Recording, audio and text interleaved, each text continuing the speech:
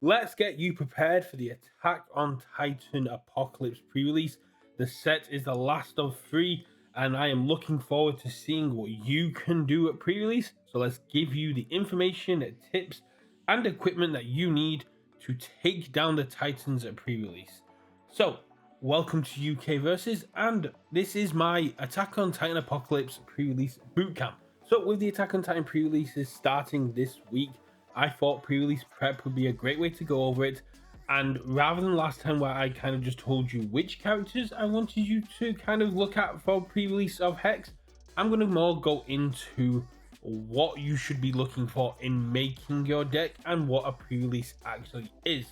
So a pre-release, unlike other events, you do not take a pre-constructed deck.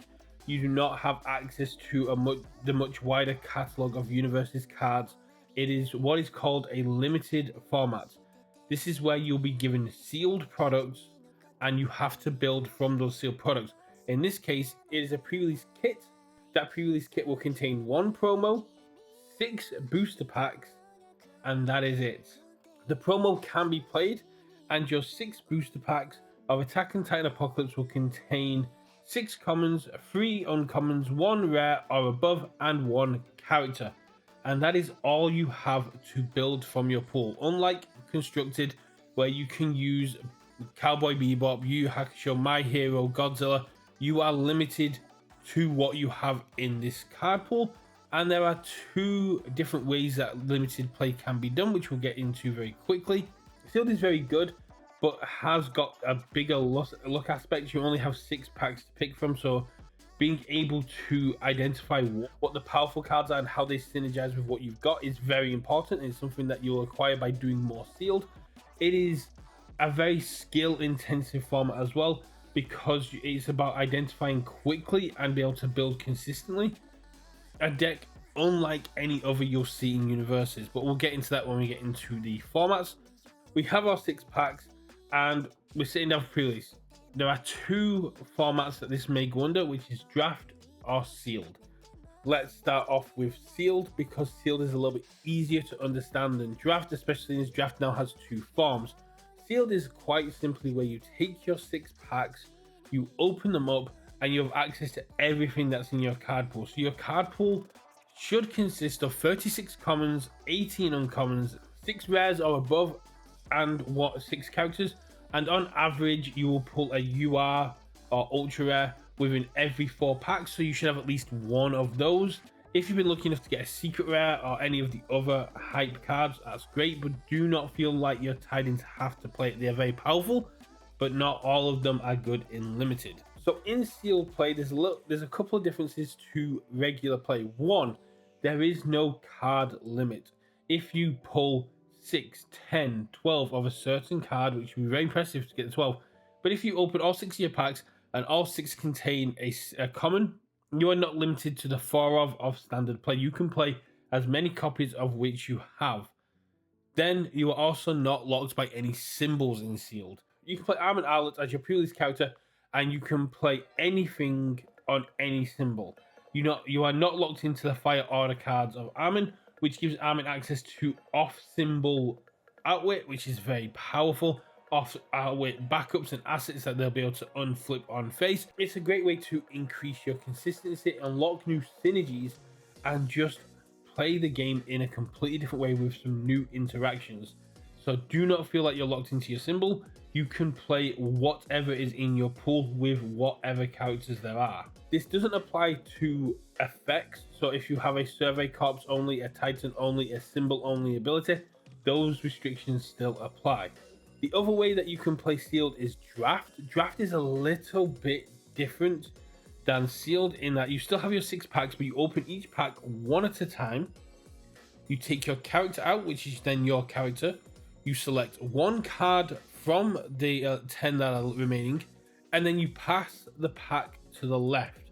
So the packs will rotate around, everyone picking 1 until there is nothing left. Then when you get to pack 2, you'll open it, take your character out, select 1 card from the 10 and pass it to the right. And then it keeps rotating, so packs 1, 3 and 5 go to the left, packs 2, 4 and 6 go to the right, and you'll sit in your pod of a maximum of 8 until all the packs have been passed. Now, unlike sealed, regular draft, you are in what is called a loose symbols. This means that you can play cards that are on any symbol your character has. In Attack on Titan Apocalypse, this doesn't matter. All the cards are attuned, so you can play them on the symbols regardless. But it's something to take into account if we move forward and we see things like Hex, where there was a lot less attuned cards in there. But you are limited by your symbol, and so unfortunately you cannot just play any cards.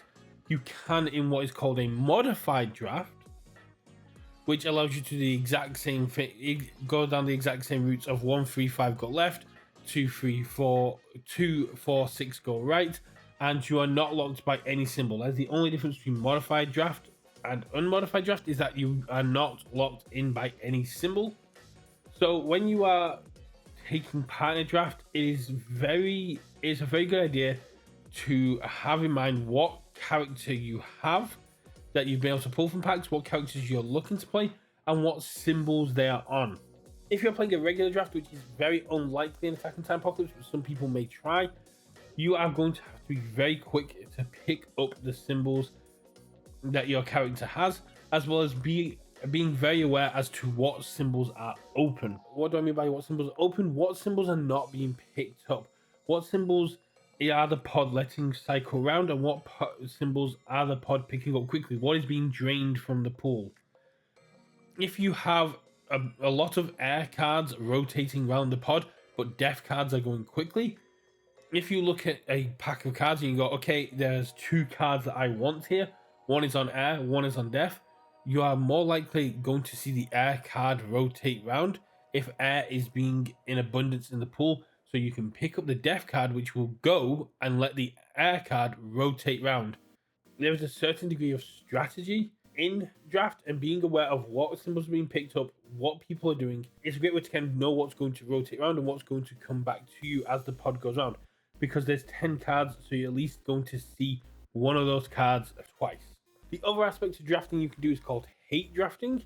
I wouldn't recommend this. It's a very bad move. You are sacrificing your own efficiency to hurt other people. But hate drafting is essentially where you know that someone at the table is picking up backups. You know someone is picking up death. You know someone is picking up chaos. You know someone at the table is picking up a certain aspect of going for a certain win condition or playing with a certain character. They may have let it slip. It may be obvious from the way that the pool is being drained of certain symbols. So hate drafting is taking cards from the packs, taking cards that you know would be beneficial to someone else and wouldn't be beneficial for you, just to stop them having them. It's a real thing that people do. You are not progressing your own deck to stop someone else progressing their deck, and it's not the best strategy, but it's one that you need to be aware of, because if someone is hate drafting you, you need to be able to, again, watch for the signs of what symbols are currently just disappearing from the pool. Are you being hate drafted, or are other people just in your symbol? And knowing when to pivot, when to change off symbols and go for the symbols that are open is a very good draft skill to have. So you've drafted your 6 packs, or you've opened your 6 packs for sealed, and now you are looking to construct your deck. So one of the main differences is between a sealed deck and a constructed deck. Well, we've already gone over one, which is there is no card limit. If you pull 6 of a card, you can play all 6 of those cards. On the other side of it, your deck is reduced. You are looking at 40 cards instead of 60.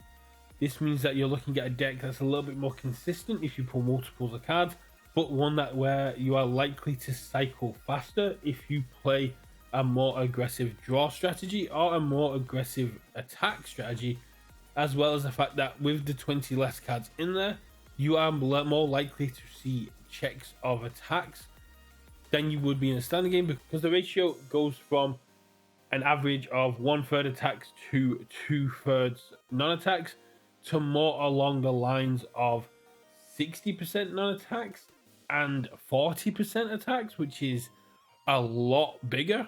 That 7% may not seem like much, but it really is. As for your sideboard, your entire pool is your sideboard. If you decide between games, it is your entire card pool that you can use. And when you cycle, you only remove 5 cards, not 10. This means that you don't have to worry too much about milling out because you're not losing a quarter of your deck every single time.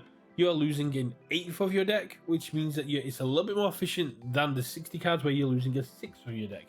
However, you are more likely to cycle, as I mentioned before, but don't worry about it too much. The idea is for games to be over before you need to cycle anyway, unless you're playing Erin, where you want to have cycled. Looking at our card pool, looking at what we need to build our decks, for me, you should be looking to make your deck out of beads. What are beads? Well, beads are your bombs, efficiency, aggression, defense, and synergies. I worked very hard to try and find an acronym that worked, very similar to what other card games have, and I settled on beads because I thought it was funny and it still works. So let's break down what we are looking for in our draft or sealed pool. Bombs. Bombs are your crazy cards. Bombs are your ultra rares, your secret rares, these high impact cards which will basically be game deciders. These absolutely insane cards that are just going to absolutely rock the day. So if you get, say, a Falling Titans, that's a very niche example because it's a secret rare, so not everyone's going to pawn. But if you get a Falling Titans, that is your bomb. That is a secret rare that is replayable if you have backups. And because of how many backups there are in the common and uncommon slot, it is very likely you're going to see backups to utilize Fallen Titans. And you can build your deck with a few more foundations until you draw the Fallen Titans, so you can just keep playing this bomb. It is kind of the key aggressive or defensive piece. It is a bomb rare. It is something that is going to hit the table and immediately have someone go, that's an issue, or I need to deal with that, or completely change the impact, change the flow of the game through its impact. It's a bomb.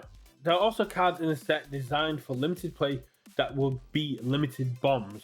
Furious Engagement is an uncommon with a great block zone, high damage, and with an ability that is great for limited use as long as your rival is cycled, which they can be doing quite often. So you've got that late game benefit as well as high damage, high impact for defense and offense. So Furious Engagement is a very good bomb.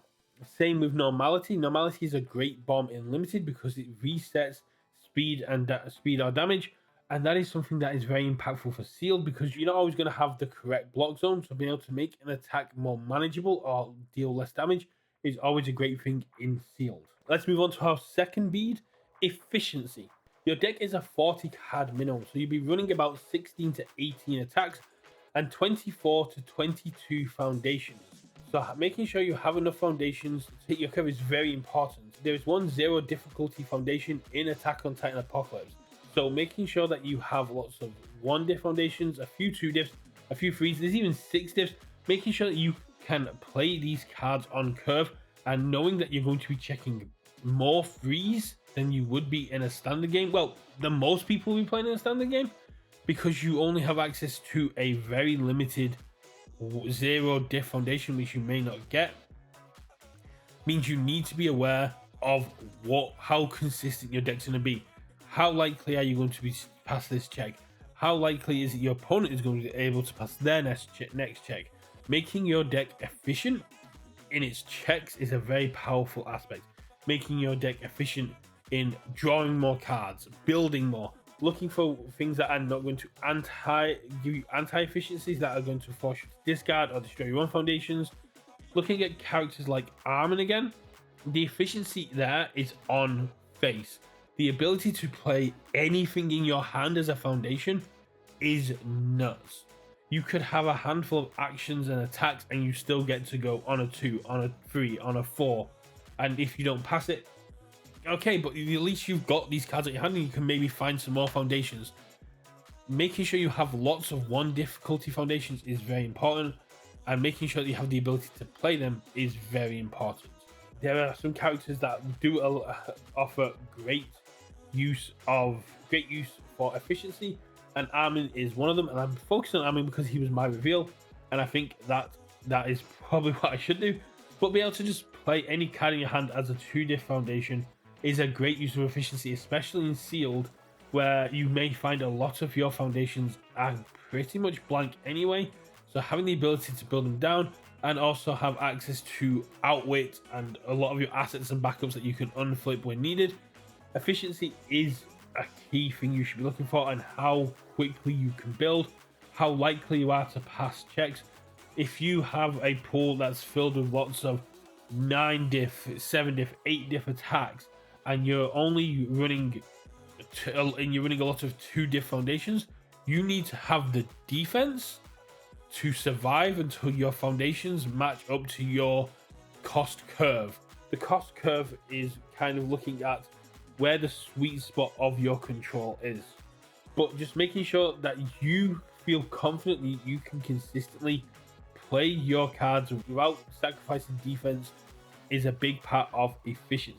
Making sure that you can play cards brings me on to the middle of our beads, and that is the shiniest of beads, the one to me that rings out as very important: aggression. Attacks are your win con, especially in Attack on Titan Apocalypse, which has no alt win conditions.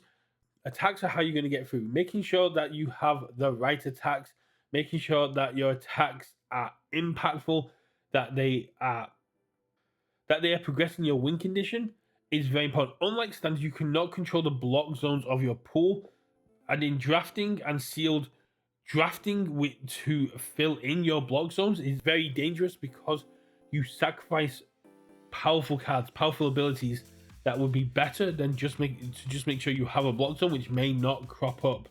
So when you're playing your aggression, one of the things to also look for is off zone attacks. Even if you're just getting through for half damage, every bit of damage matters. Looking for your speed boost, looking for your damage pumps, looking for ways to replay attacks, echo attacks, pick up attacks to replay them. The Warhammer Titan is a great example of this. Yes, you have to sacrifice some of your health to do it, but being able to pick up your bomb for free, for essentially free, because life is a resource, is a great aggressive character. You want to make sure that your attacks hit hard, you want to make sure that your attacks are hard to deal with, and you want to make sure that they're off zone, that they're not mid attacks. I'm sorry I didn't mention that when I was talking about off zone. Off zone means that your attacks are not a mid attack.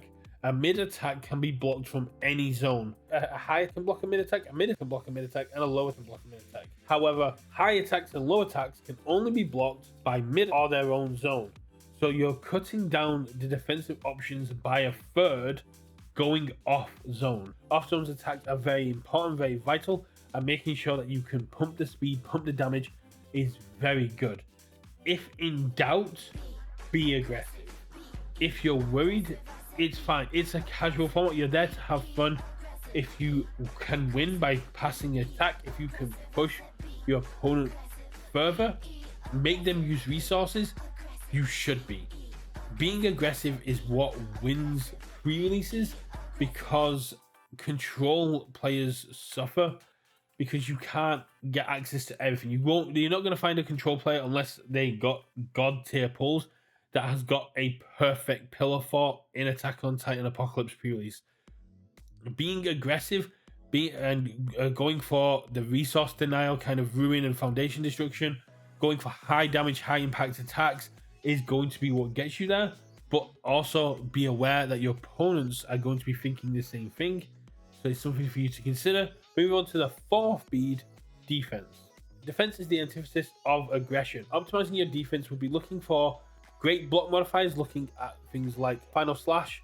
Final Slash being a breaker 0 mid block. Yes, it's a bit clunky for pre-release in playing the attack, but it's a good defensive piece because it's got a great block modifier and says the word breaker. We also have Omni blocks where you can use if you block a throw or you half block, they don't deal any damage. I don't know exactly how many there are in Attack on Titan, but I know there's at least one throw hate card in Attack on Titan Apocalypse, and that can be, again, a great utility. Speed reduction, damage reduction, things that keep you alive. As long as you have 1 health left, you're still in this game and you can pull it back.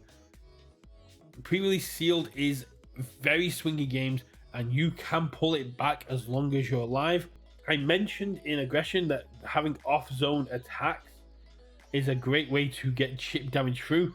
Quite similarly for defense, you want to have some off-zone blocks, but you want to primarily kind of be focusing on what your cards do, as well as making sure that you have an abundance of mid blocks. As I said in aggression, mid blocks allow you to block any attack. Yes, you'll take some half damage. If you can control how much damage that is you're taking, that's going to be great. But taking half damage over full damage is better than having a high block in hand and your opponent playing a low and taking full damage. Having lots of mids will keep you alive, and as long as you're alive, you can go back to bead free and you can be aggressive in your turn. You want to have this kind of yin-yang symbiotic relationship between defense and aggression, where your defense is keeping you alive and your aggression is getting the other person dead. The last speed I want to talk about is synergies. This is one of the great fun things about sealed and draft play. You are not bound by symbols, for modified draft at least, so you can have a lot of interactions that make your deck a lot cooler, a lot more fun, and you can find these only in pre-release. One of the best examples of this is the brand new Connie, who has the static ability of when a weapon attack deals damage, you can clear it from your card pool, but you cannot play copies of that attack again. What do we know? There's about 30 weapons in Attack on Titan Apocalypse, and Connie is in limited, where you're only going to have one, possibly two copies of each attack. Connie's static basically says if your attack deals damage, clear it. That's nuts, because you're not going to have a lot of the same cards. You're not going to have, so as long as you can get a decent amount of weapons, you can just keep throwing these attacks, and you're being efficient because you're not having to commit as many foundations because they're low cost attacks. You're being aggressive because these attacks just keep coming at your opponents to deal with them, and you can save your defense because you're going to be able to build afterwards. If you can get some draw and ways to refill your hand in there, perfect. But to me, it just feels great. I feel Connie is one of the unsung heroes of Limited. Armin, again, does the same kind of thing. You having access to off-symbol outlet is going to be very powerful. And one of the great things about our game is the interactions. The way that cards can interact with each other to unlock new and cool abilities. And Sealed and Limited is a great way for you to expand the way you play and find these new interactions.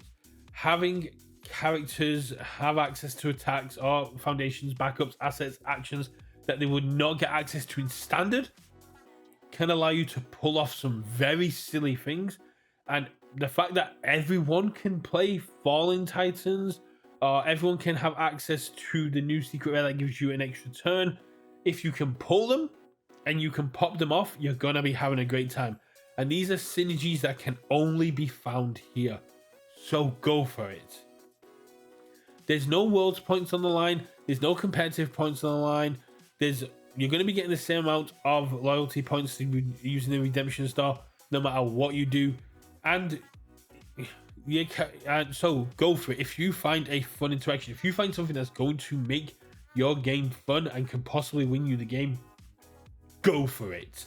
This is what I love of the game. The interactions, the way that the cards bounce off each other to create these cool interactions. That is what pre-release is about for me. That is what the Synergies is about. And that is why I made sure I had an acronym that had an S in it, because I wanted to get these interactions through Synergies down.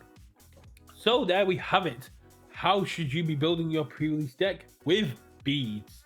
Make sure you have your bombs, efficiency, aggro, defense, and synergies, and you will have a great time at pre-release. Let me know what you guys pull. Let me know how it goes for pre-release, and let me know if this was of any help to anyone who was a little bit unsure of what they should be doing at pre-release. I will hopefully see you there at game night, and I hear rumblings that it's going to be fun. Catch you all in a bit.